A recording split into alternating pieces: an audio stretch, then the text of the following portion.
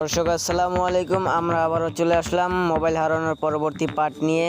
তো আমাদের আগের ওই দুজন ডুবুরি মোবাইলটি শনাক্ত করতে পারেনি, তাই আমরা আরও 4জন দক্ষ ডুবুরি নিয়ে আসলাম। তো তারা নিজেদের মতো গুছগাছ করে পানিতে নামার জন্য প্রস্তুতি নিতেছে। তো আপনারা দেখেন মোবাইলটা শনাক্ত করা যায় কিনা।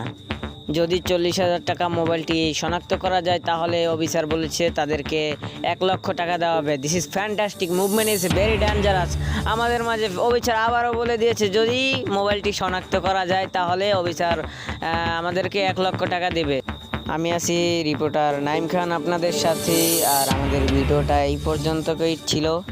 আমরা যদি মোবাইলটি শনাক্ত করতে পারি তাহলে আপনাদেরকে পরবর্তী নিউজটি আবার আমাদের চ্যানেলে ছাড়বো। যদি আপনারা পরবর্তী নিউজটি দেখতে চান তাহলে আমাদের জামা মিডিয়ার সাথেই থাকুন।